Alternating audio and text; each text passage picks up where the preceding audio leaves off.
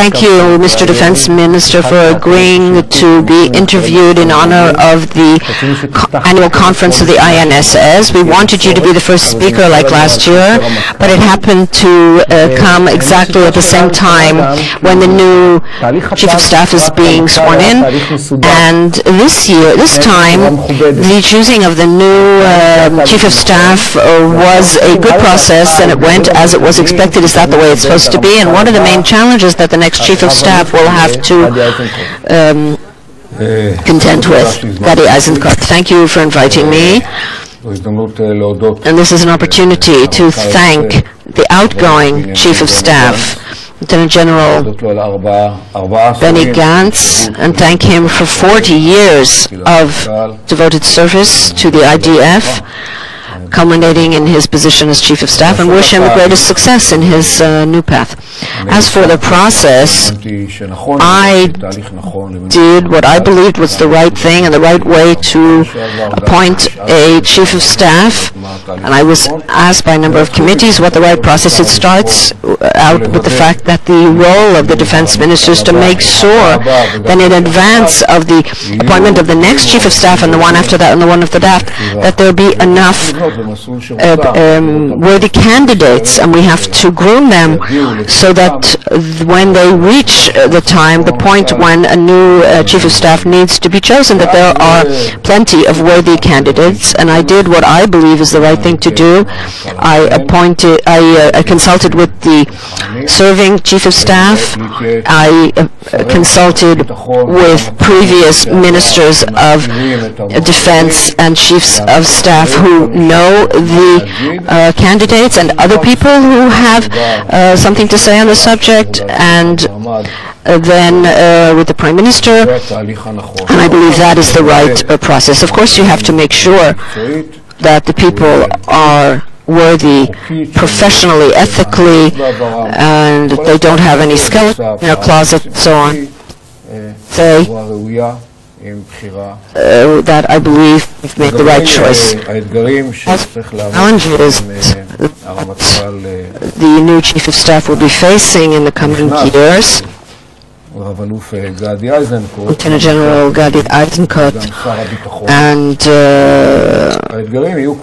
the challenges will first of all be to address the immediate issues and the ongoing security, called the campaigns, in other words, stable security reality in Lebanon, in Gaza, in Judea and Samaria, in Sinai, and so on, and to the fact that it is important to stabilize the system, as we have done with relative success in recent areas. We have managed to stabilize the systems, and of course to update the operative programs in face of a constantly changing Middle East. We have to constantly rethink situations. The only constant is change, and we're talking about geopolitical changes, technological changes, the threats that face us. So we constantly have to come up with new operative plans, and in the long term to build the force appropriately. If we lived in a world of conventional war, it would be clear to everyone. We've been dealing with that for many years, but as the conventional threat declines and there are new threats of terror, of missiles, cyber threats as an area of itself, the IDF must adapt itself to close down units which are no longer relevant and build new units to address these issues and to find where our relative edge is technologically and so on, and to serve new relative edges that will maintain our qualitative edge in face of the constant new threats. We're familiar, with the problem that often we prepare for the previous wars. So this is a conceptual challenge to prepare for the wars that lie ahead. And I believe that the new Chief of Staff is a man who can contend with these issues. And of course, the Ministry of Defense will help him. We all wish him success, of course. Minister, you've been a senior member of the security cabinets in the past two governments, and those of us who observe the decisions made by this cabinet, it seems that the government has taken a policy in face of the challenges in the region not to be involved, to act only when there are real threats to Israel, and to defend ourselves well. And this also enters into this approach that some call the sanctification of the status quo, because that is the only way to contend with the regional upheaval, because we don't know what the end game is and where it's leading. Do you think that in the past year there has been a change, and that perhaps we need to take a more proactive approach in face of the fact that some of the events have that more directly affect us? I would like to correct the impression. We do not sanctify the status quo, neither the Prime Minister nor myself, nor the cabinet or the security cabinet, when we're talking about the challenges we're facing. We have decided, we did decide not to involve ourselves in the internal conflicts, because based on our experience, we've had a bitter experience in the past in trying to decide to have an impact on whose presidents will be or heads of organizations. That's not something we should do. But from the outset, we have not deluded ourselves in face of the challenges. And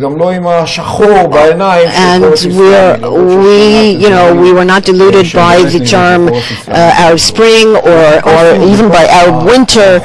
We have been searching within the new geopolitical reality in the Middle East, both the threats that we must contend with, but also the opportunities. And when we look at the changing Middle East, we see the radical Shiite axis, of course, that starts in Iran, that since the revolution of Khomeini is the most problematic factor, not ISIS. ISIS is a phenomenon that exists, but I believe will pass. That is one axis that begins in Tehran and goes through Damascus and Beirut to Deysana in Yemen, and there's influence in other places. That is, the Iranians want to have Shiite fundamentalistic hegemony over the region. So we are not fence-sitting and just looking at what is happening. The second camp is the camp that is quite bizarre to some extent, and that is of the Muslim Brotherhood, which there are three main entities that lead it, and one is a member of NATO, Turkey. And there's Hamastan in the Gaza Strip. And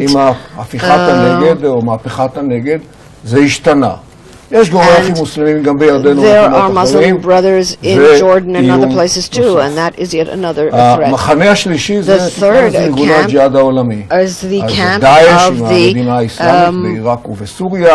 in Iraq and ISIS, and which has branches in Sinai and so on, the various Al-Qaeda organizations with their ideology, and the final camp is the largest one, and that is the Arab Sunni camp that is connected to the U.S., which by chance or not by chance, but that when we're talking about the changing of interests in the region for us and it, as we believe that the West, led by the U.S., we should have common interests in viewing Iran and the Muslim Brotherhood and the Shiite fundamentalists as a common enemy. And here there are opportunities. It's not that there are ceremonies or written agreements, but we do have shared interests, and we can do quite a lot with that. So from our perspective, this is not a policy of sitting on the sidelines and doing nothing. When we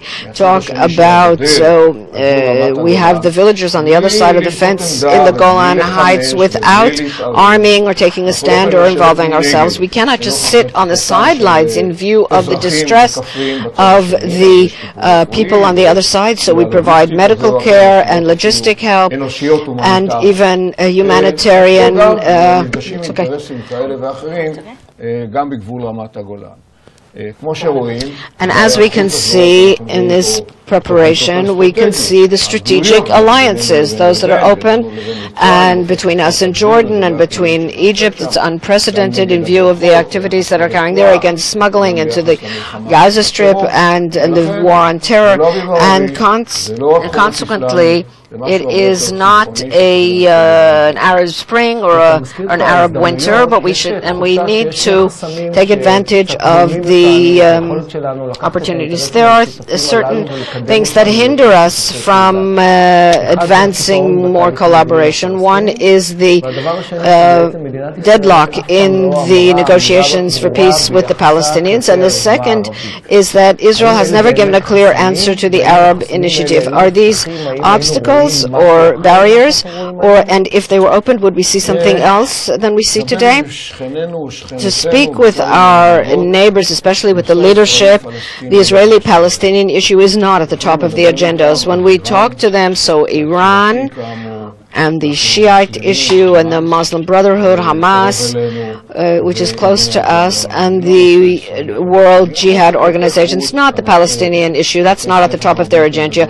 Of course, outwardly, it occupies much more space than it actually is. As far as the Israeli-Palestinian issue, I wish we could resolve it. It is an existing conflict. I'm not ignoring it, but it is certainly not the cause of the instability in the Middle East, as there are some people in the West who believe so, and there are even some Israelis who think so. It's clear that what happened in Tunisia has nothing to do with it, and in Egypt and in Syria, what's happening there has nothing to do with the Palestinian issue. It is not because of that. Anyone to whom that was not clear in the past, I hope it's clear to them today.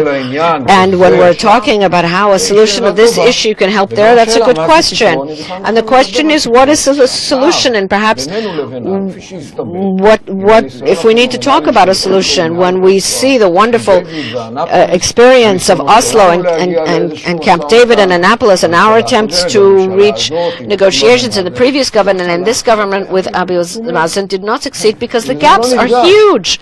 We just have no meeting ground. And so we must internalize that we are not going to solve the issue, but we have to manage it wisely. On the one hand, we do not want to control them, and it's good that we have separated from them politically. They don't need to vote for the Knesset. They have their own parliament, their own government. These are two separate, and they have two separate political entities. Hamas controls Gaza.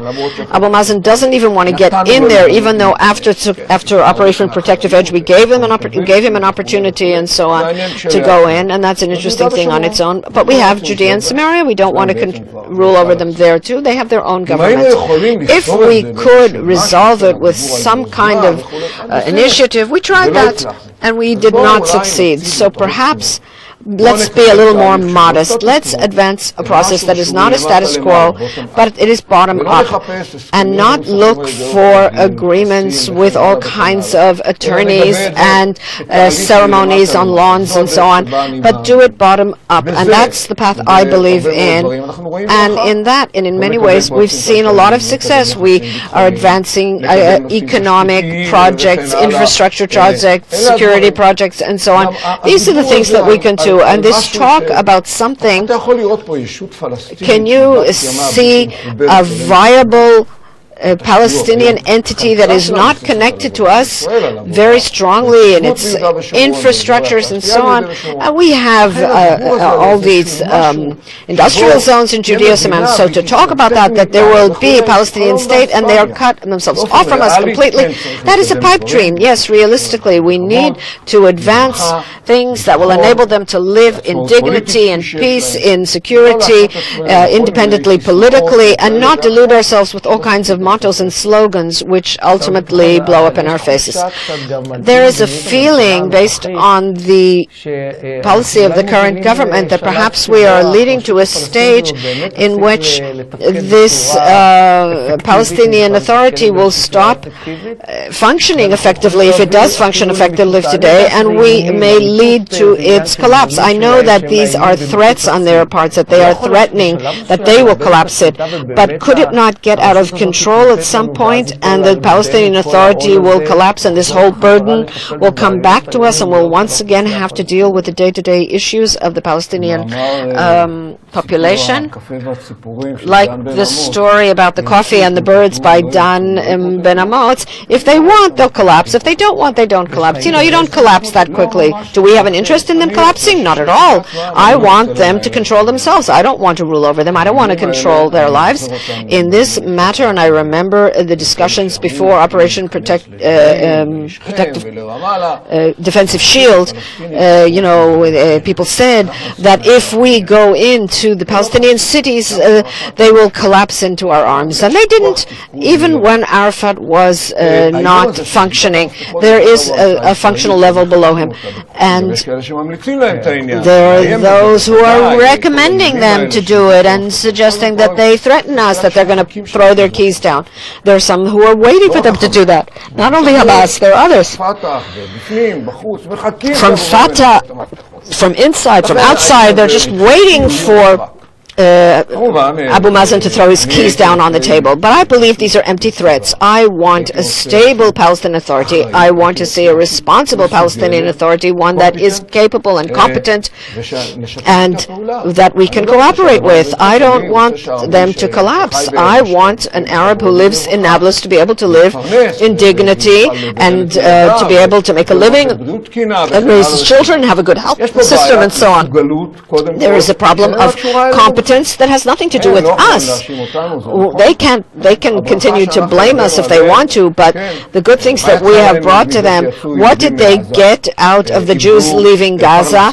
They lost their livelihood in the settlements. 3,700 families were earning a living in those settlements and in the area's industrial zone as well.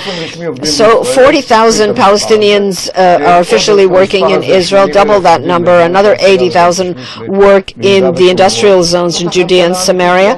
That's the real economy, not contributions. Infrastructures, water, electricity, all of these things are a connection of Siamese twins that cannot be easily separated. And the question is, should we separate? So politically we have separated from them. And that's why I think that these threats are empty threats as far as I'm concerned. And we have to see how we can manage this relationship in such a way so that they will be more competent and more responsible and more accountable for what happens over there. And that cannot be accomplished with ceremonies and so on and in other places, but it must be done bottom up. What about Gaza?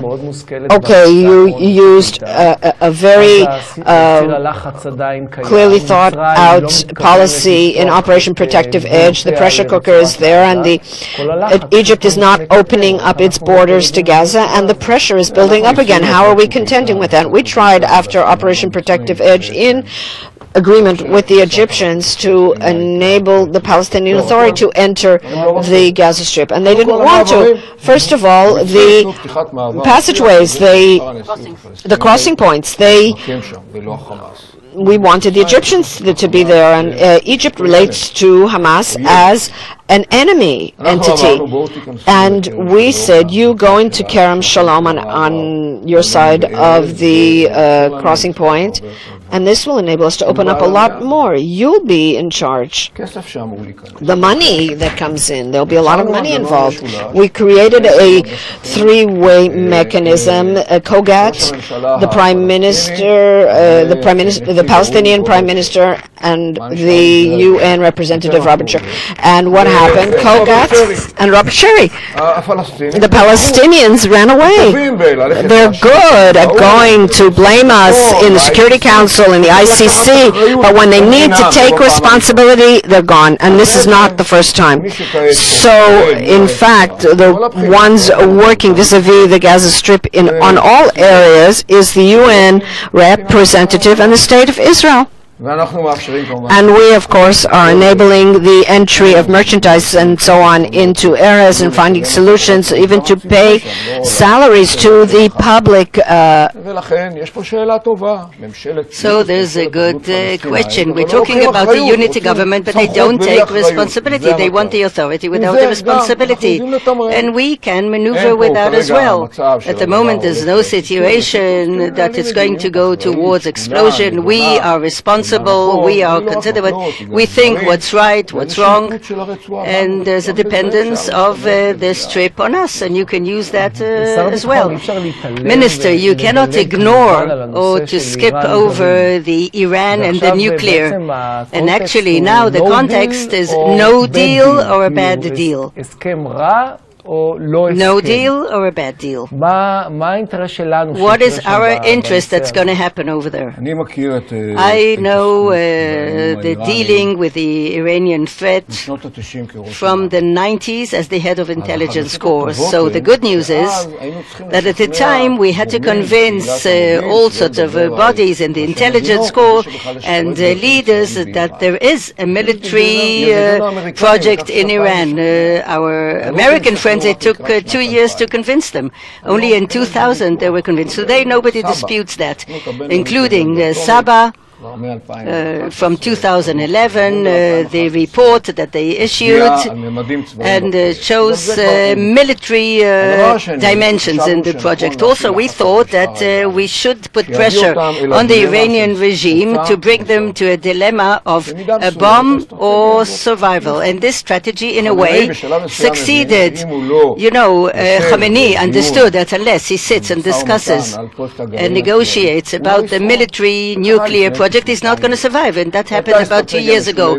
There was a combined strategy of political pressure on the regime, economic sanctions, and that of course evoked things within Iran, and also a military threat. At a certain point he got to the conclusion that he has to speak to the big Satan, namely America. And unfortunately, when he started talking, instead of having a very rigid and clear position, for example, regarding the military project, is no enrichment, zero centrifuge. So then the discussion started talking about how many thousand centrifuges they're going to have. The plutonium, which is less important, I think they could give them up, but they were very interested in the centrifuges. Here too we saw some concessions. What about all the military activity that, even according to the very moderate reports, there was military activity until 2003? Where is the exposure of that? Where was it? What's happening today?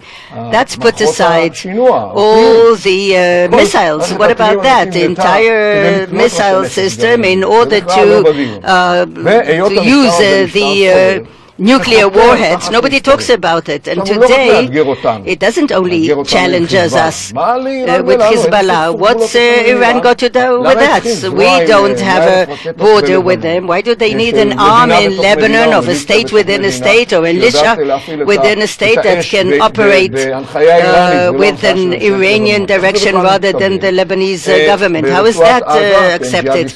In the Gaza Strip, the Islamic Jihad now is supported by Iran. And the Khamenei declarations, we have to arm terror in Judea and Samaria. He says it openly.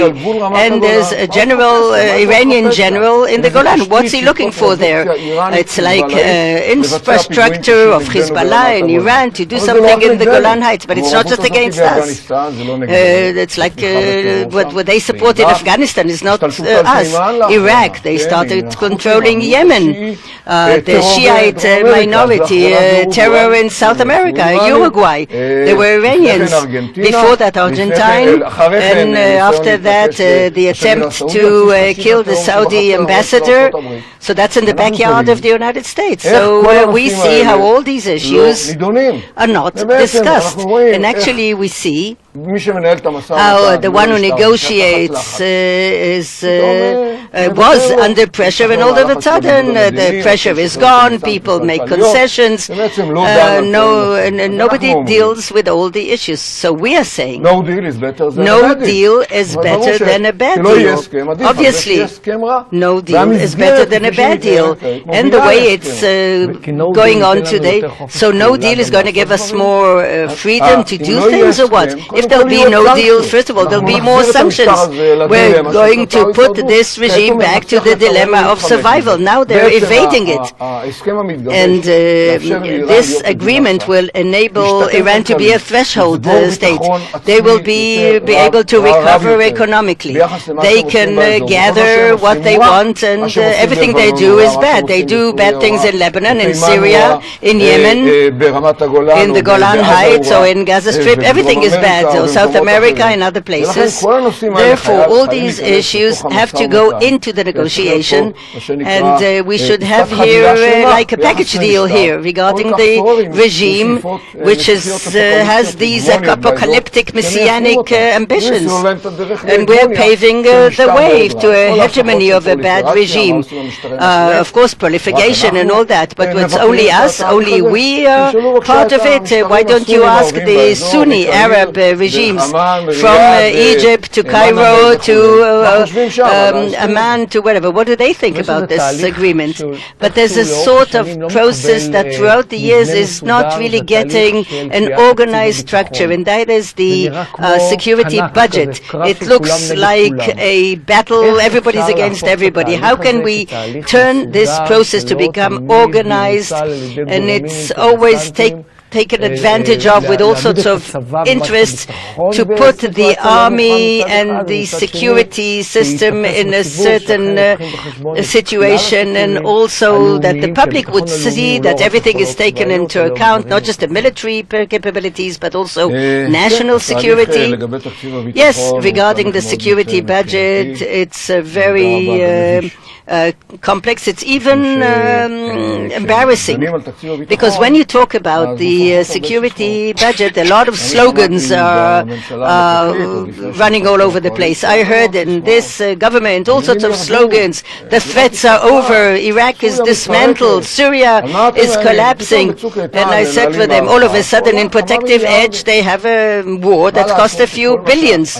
What can we do that anything we do today vis-a-vis the threats is more challenging, and perhaps also requires a different budget? And why? Because at the time in Syria we dealt with one country at the time. We had to get to know them, we had to invest in intelligence. If God forbid some of them will challenge us, we have to know the prices. The policy that we are waging in the Golan Heights, we have to know what is going on there, what are the goals, what are the targets. And technology today is one that on the one hand enables us, and we do invest in it, but it also enables the enemy. So you have to also invest in defense, in cyber. I'll give you an example. When I was head of intelligence, my budget was 8 billion Czech. Today we're talking 8 million, and now it's 2 billion. So we do very important things for the state of Israel. Today I don't have the money. And when you talk about an hour's flight of an aircraft, it's more expensive than it used to be in the past, and we're talking about the tanks. Everything costs more these days. So there is a commission, the Baudet Commission. It sat for 200 deliberations. There were security people and economists and all the disciplines, and they came out with a formula. From 2007, they decided on a formula. Unfortunately, with this government in the beginning, there was a minister of finance who decided that they're not going to abide by it. So they came with all sorts of ideas, and finally we go into what I used to call a big dispute. Somebody says this number, somebody says another number, and we talked about additions. Some of it came from the security ministry, and we talk about a country. I don't know any other country that's threatened the way we are, with a gradual decline in the percentage of security expenditure vis-à-vis other things, but we need an addition every single year. So people ignore that, and that brought about a crisis. The right way is to come to agreed upon formula that take into account everything and pinpoint what's bad, what's good.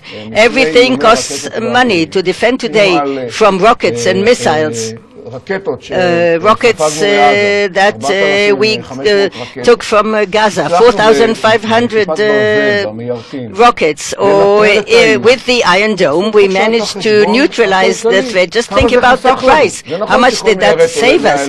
It's true that every launcher costs $100,000, but the potential damage, if such a missile hits you, to the economy, to casualties, whatever, is much greater than $100,000. So all this calculation of the security budget has to be different, and not to come about with slogans that there's no Iraqi threat and there's no Syria that you can have to cut. We cut enough, and the sane budget has to be based on 60-odd billion dollars, and there's an American budget that goes into it. And by the way, one of the things that I even asked people who deal with it, tell me please, who does the Ministry of Finance give the biggest budget in the ministries of the government? It's of course to the Ministry of Defense, and I saw that the Ministry of Education and Health, they get more.